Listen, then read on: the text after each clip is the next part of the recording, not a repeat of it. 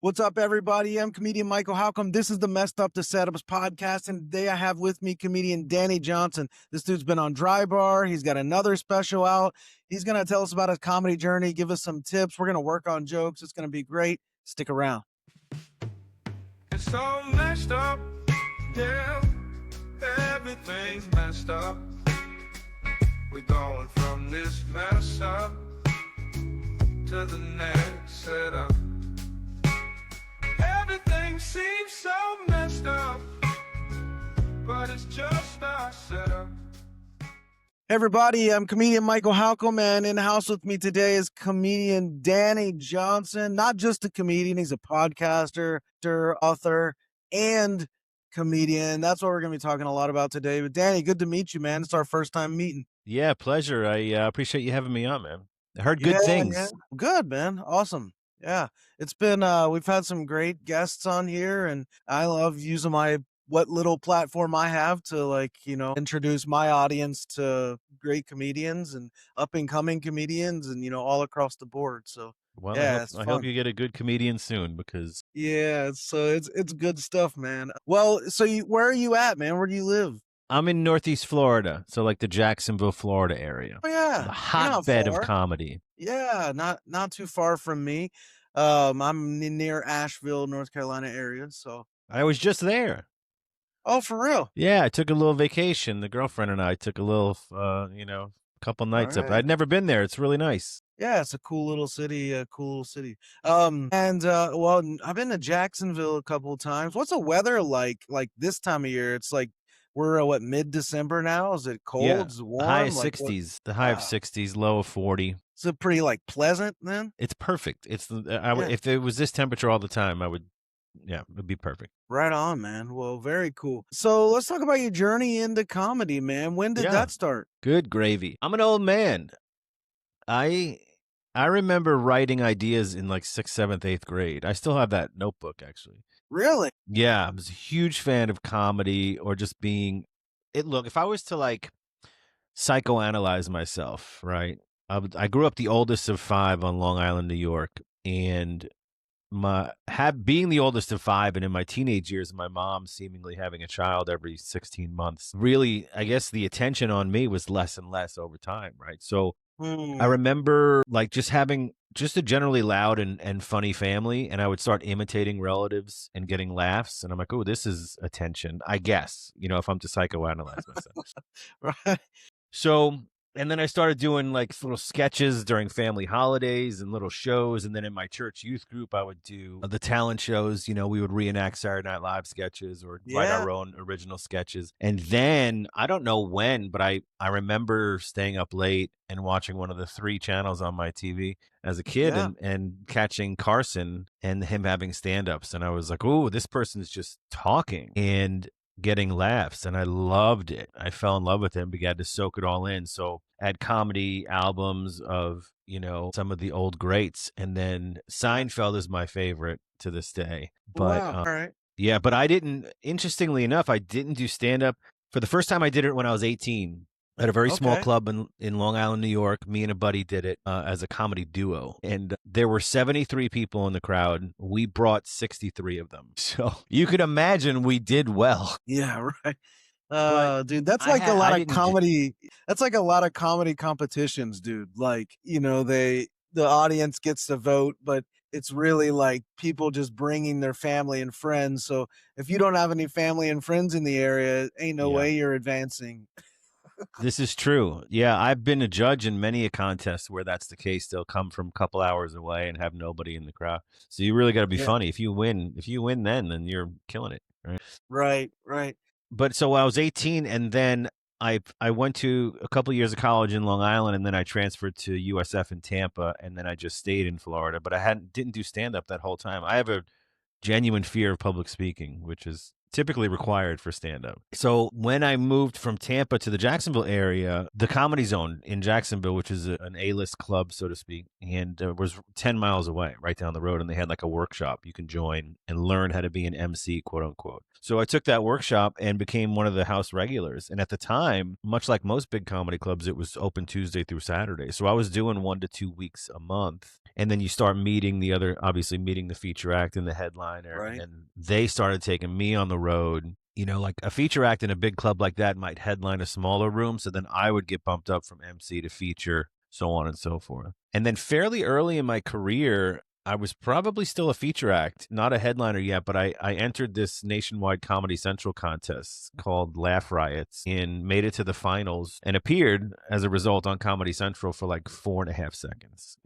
But when I added that to my resume, clubs started to headline me and I had to really Right. stretch my material. And I was very careful what gigs I took because I knew I was stretching to do 45 to an hour. And then in hindsight, I probably should have waited, but I didn't burn any bridges. I just ended up, I think I'm a pretty avid writer. So just kept writing and writing and writing, and eventually I was fine. Because I tell new comics this all the time. Like if you think you have 30 minutes and a client wants to hire you to do a 30-minute show, negotiate it down to 20 minutes because you don't have 30 minutes. You have 30 minutes if everything goes well.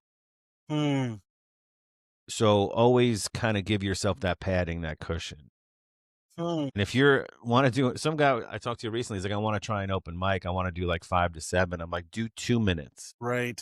Right. And then do it again the next night. And, you know, in this area, there's an open mic, I think 6 nights a week. So there's no shortage of Right. crowds may Right. not be the best. But yeah, I Right. think people do try to do too much, try to stretch too much, perfect that 2 minutes and then move and then expand, you know. And then I started getting into, as a result of comedy, I met somebody, my buddy Al, who connected me with his acting agent in Jacksonville. So she started sending me on auditions, and to this day, she's my agent in this area for Wow. the local commercials. And then just 2 weeks ago, I signed with Golden Artist Entertainment out in Los Angeles. So they have me under their management and booking as well. Interesting. Yeah. It Wow. only took 20 years to get an LA agent. Only 20 years. Wow. So what does the management bring to the table for you? For me, it's opportunities, visibility, and connections nationwide. So they have a list of clients who are, I guess, I don't want to say, I'm trying to think of the right word, not beyond me, but have done more in the industry. So like right now, they're trying to get me on the Comics Unleashed on CBS. Right. And then there's a booking part of it too. So they're asking me for some venues I might be interested in trying to get into, and they're going to, you know, do that legwork for me. And then when I pull up with them, and they send me on auditions too. So there's 2 big websites that actors use, Casting Networks and Actors Access, and they will send me auditions for things that I'm a good fit for, and then negotiate, you know, take the care of the pain, all that good stuff. And all I have to do is worry about auditioning and showing up. You know, if I get a call back or get the commercial or whatnot. So we'll see how it goes. I've been on a couple auditions as a result, you know, and it's funny because I'm in Florida and a lot of the casting is in LA. Right. And they're like, you know, my manager will text me like, hey, just making sure you're willing to travel. I'm like, yeah, the budget has to be right and it's a good opportunity, you know. So, but I'll lose money if I get on. I don't know if you heard of that TV show Comics Unleashed with Byron Right. Allen. Yep. They don't pay for me to travel, so I'll lose probably a couple $100, but it's worth a nice little CBS credit. Right. Right. Yeah, I know a couple people that have gone that direction. Same kind of issue, right? I'm well aware of what they do pay, but I know they don't do lodging or travel. It's my Right. understanding, but But I'll yeah. do it. So It's worth it. I mean, Byron Allen is a billionaire media right. mogul, Yep. and it's a funny show. I like it. I like bantering with other comedians, and why not do it on national TV? Right. Right. So what's your writing like in terms of like jokes, comedy? Like what's your writing regiment like? Do you have one? Mhm. So in the beginning, here's what I did at the very, very beginning because I wanted to be so prepared that it was hard to fail. I would literally transcribe. I'm talking, this is the open mic days. You know, this is me being an MC and trying to get work. I would transcribe my act. I would type it out, print it out, and then I would highlight where I thought I would get laughs or where I think I was supposed to get laughs.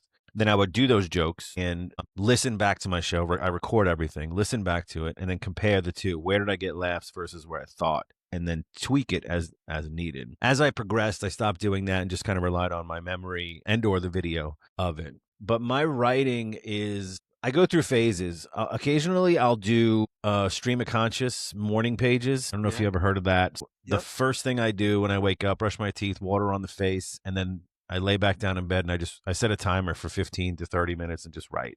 And it's usually garbage. It's usually rambling, but it's just whatever's on your mind. And if you don't know what to write about, you just write about the wall you're looking at, and you'll find that things will flow, things will pop up. And I've had many a premise come out of that. And I don't read it I'll do it for a month and then I'll stop doing it.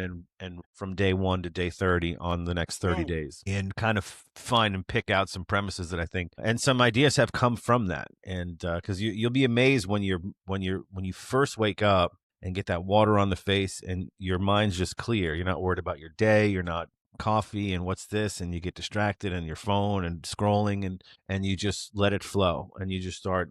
So if I don't do that, I mentioned before we started recording, my notes app on my phone, I often joke if somebody found my phone and got into my notes app, they would want to institutionalize me in a psychiatric facility because it's filled with random ideas that I thought were funny, humorous. Some of them I don't even remember what it was about, and I'm like, I just keep it in there hoping it'll jog my memory. But I'll take that idea, and now that my second special is out, I'm reworking an entire set of 30 to 60 minutes, 60 ideally. So do I want to have a theme? Do I? But it really just starts with jokes that work. Right.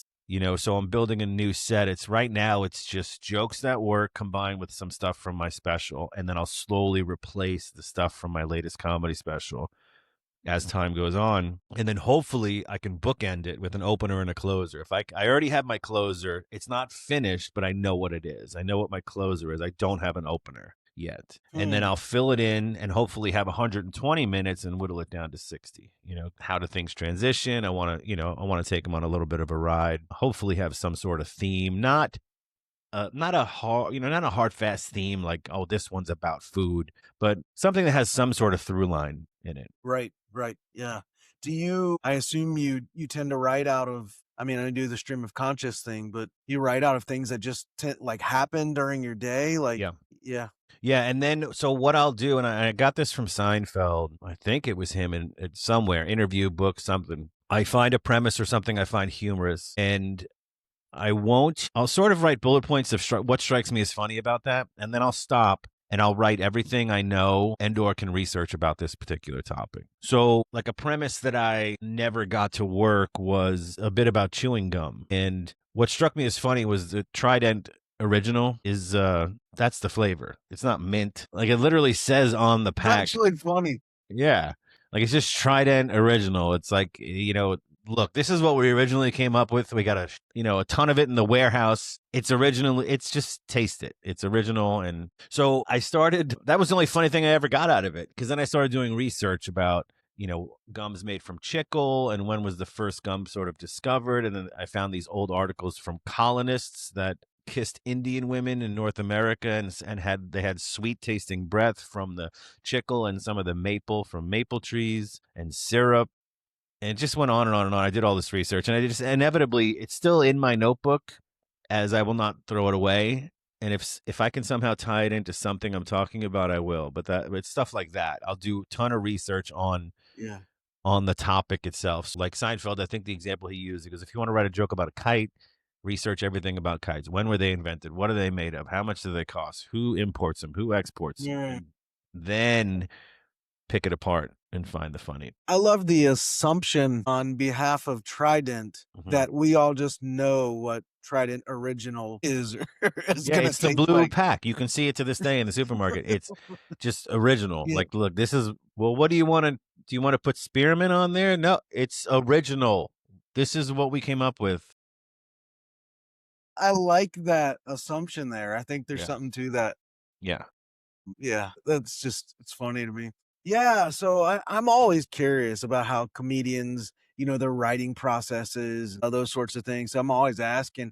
I always like to ask too, and you kind of did some of this, but like if if someone was just watching or listening and they're like an aspiring Right. comedian, like they really are on the verge of like, like pulling the trigger, like Right. what would be like your best piece of advice to them?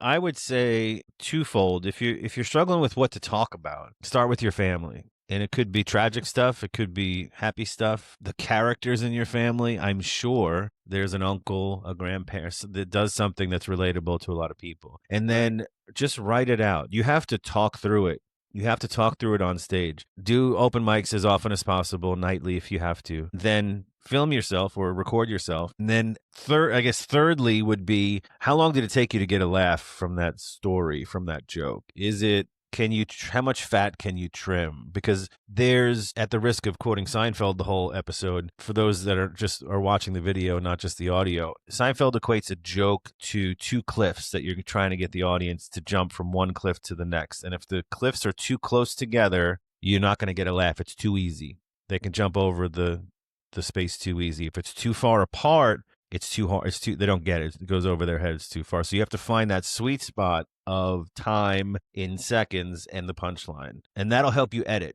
So a 5-page joke or 5-page rant of yours might be a 1-page, 5 Right. sentence eventually.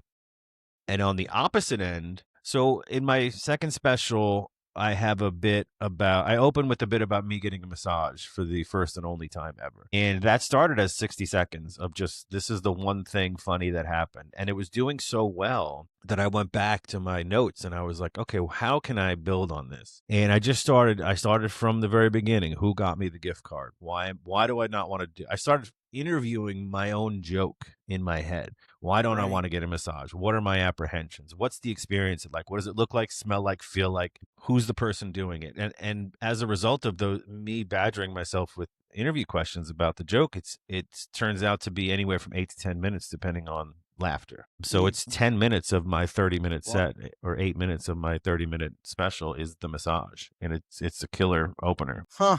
Yeah, fascinating. So what have you found like to be the hardest, like over, what did you say, 16 or 20 years? Like 20 Yeah, years you said? yeah, roughly 20 years. What's The been the hard, like hardest, some of the hardest stuff that there's you've. two things that are extremely hard, and one of them is constantly creating new material that Yeah. works, that's original to you and to your voice. Those great comedians that we see put out an hour-long special every year are baffle me. I got a chance to meet Nate Bargatze. I did Nate Land Live in Zanies in Nashville. He has a Monday night show that he occasionally does where he just films a bunch of folks, and if it works out well, you get on his social media, stuff like that. And if your listeners don't know who Nate is, he's the highest grossing comedian in the last 2 years. So $100 million tour, movies, Netflix specials, CBS Christmas special, all this crazy stuff. And he went from 2 half-hour specials on Netflix to 3 or 4 specials now, hour long, on either Amazon or Netflix. And I said, I just envy your writing, man. I don't get, for you to create not only a new hour, like you have a new killer hour, is beyond me. And he said, Mm. he just said, look, my notes app is full. He goes, I don't stop writing ever. I'm constantly putting down ideas that he may have dismissed previously in his head. He's like, Mhm. just write it down and revisit it at a later date. So he's like, he's just never not looking. Does he not have writers? I mean, I was always assuming like some of these big names have a team of writers at their Yeah. disposal. I'm sure comedians, and I have friends that I write with. So, but it's not where you specifically sit down like, hey, I need you guys to write for me. It's more bouncing around ideas, and your friends may point you in a different direction, bring up a line, because whoever has the premise in those sessions keeps the lines that are developed after that, right? Right. So Yep. a buddy of mine, Vinny Capola, has a great podcast called New Bits. And that's the exact premise of the podcast. He just brings on comedians with all their premises, and then they just hash it out together. And then Yeah, yeah. he has you record it doing the set like live at a show, and then you come back at a later date and you review the performance versus the discussion you had about the joke. It's Nice. But yeah, so I would assume some people have writers, but I think more often than not, they just have a group of friends that they bounce ideas with, Yeah.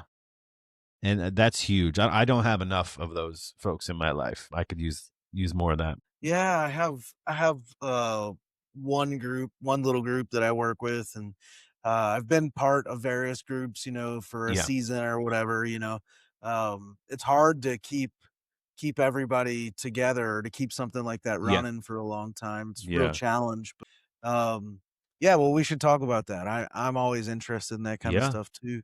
And I think the second hardest thing is getting work consistently. Mm, So you get, if you have an audience, a fan base, you get work very easily because everything, it's a business. You follow the money. If you can sell tickets, then you can work all the time. So when you're someone who doesn't have such a big name, it's much harder and the pay is much lower. A lot of my work is I do churches, I do corporate events, I do fundraisers, I do neighborhood gigs. Some master plan communities have like an event center they do, and they're hiring me specifically because I'm a clean comic, and I guess they saw some clips and thought I was funny. That's really nice because that pay scales higher, and that is typically a much nicer venue to kind of perform in. They want to see comedy. It's not a surprise to them. But regular comedy clubs, to headline one of those, it has to be a very small comedy club if you can't, unless you can sell tickets.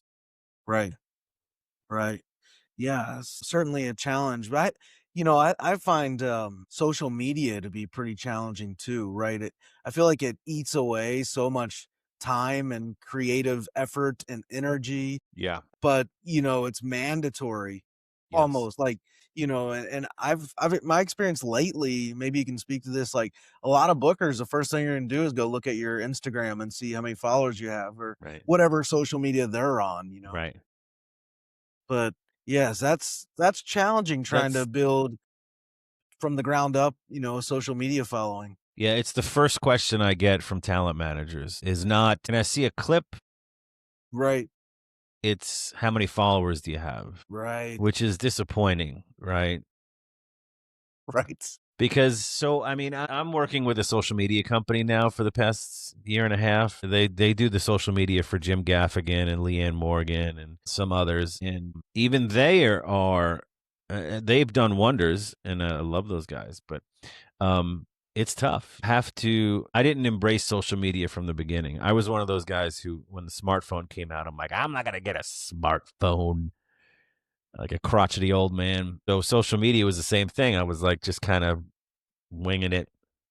And I wish I paid more attention to it because if you can sell tickets through social media, you will never have a hard time getting work ever because you have a mm, built in fan base. So that's definitely something I would invest in. Now, on the flip side of that, I would warn comedians, and I've seen this happen because I've opened for some social media sensations who have had a hard time following me mm, because they're not comedians or they're comedians with such little experience that they're only headlining because they're the one that sold tickets and are making 50 times the dollar amount that I'm making that night. right, And I'll light it up, just doing my normal act. I'm not trying to bury him. I'm just doing my act, and it's polished and it's well thought out. And they'll have more questions for me after the show about stand up than I have for them about social media. right, So I sort of think it's maybe a blessing in disguise for me because if my social media ever does blow up, I'm well prepared with hours and hours of material, content, ideas, right, professionalism, maturity, so on and so forth. Because you'll see sometimes social media stars will start touring and they may do one or two passes in a city, but by the third pass, if you're not bringing it,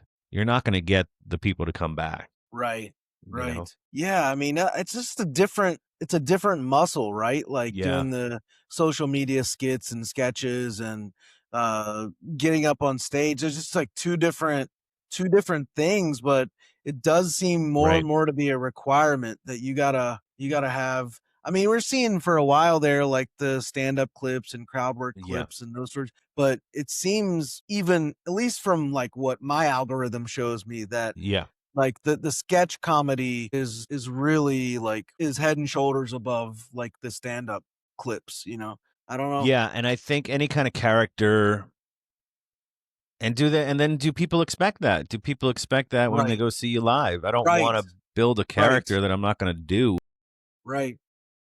And here's the disappointing part. One of my most viewed, shared, commented on videos ever was me bashing car salesmen because I had a poor experience or 7 with car sales. And it had nothing to do with comedy. And I thought it was funny. Like, it was a sarcastic rant about car salesmen. And it got stitched, it got shared, commented on. I got lit up in the DMs and I replied to all of them. I ended up getting some followers out of it from car salesmen, actually, when I explained my position. Whatever boosts their sales, right? And I was like, wow. And if I look at the previous 5 posts from that, it's really great stand-up clips from my special. And I'm like, so they only got a couple thousand views, and this one is blowing it out of the wall. So I don't know. I don't know what works. It's almost like I feel like I should be more controversial. And then when they get to my show, I'm just this happy, fun guy on stage. Yeah.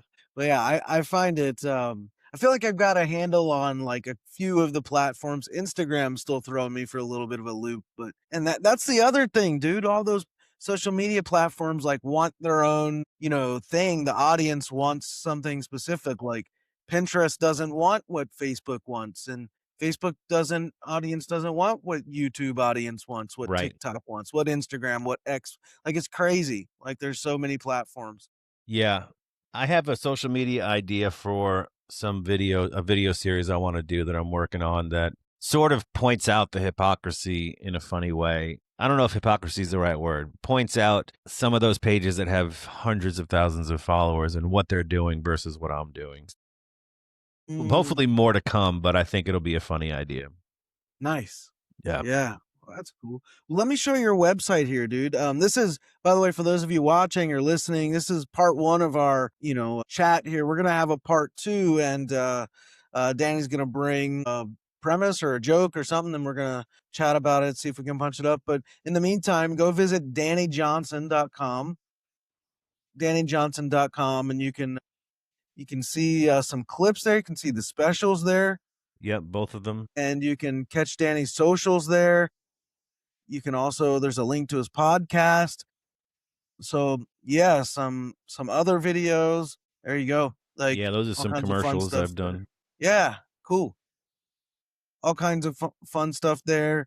Go follow him, subscribe to his podcast and whatnot. And yeah, followers, man. like we just talked about, right? A follow is a huge thing. So I would love it. And I think it's not a blind follow. When I ask people to follow me, I have confidence that I'm putting out good content. So I think they'll get they'll enjoy it. Right on. Yeah, well, after you do that, head over to michaelhalcomb.live. Got a daily comedy blog there.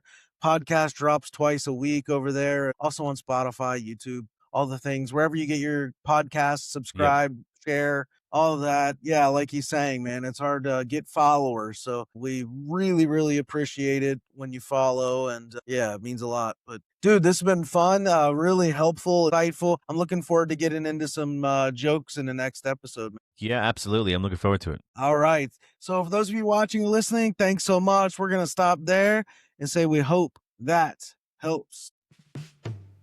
It's all messed up, yeah. Everything's messed up.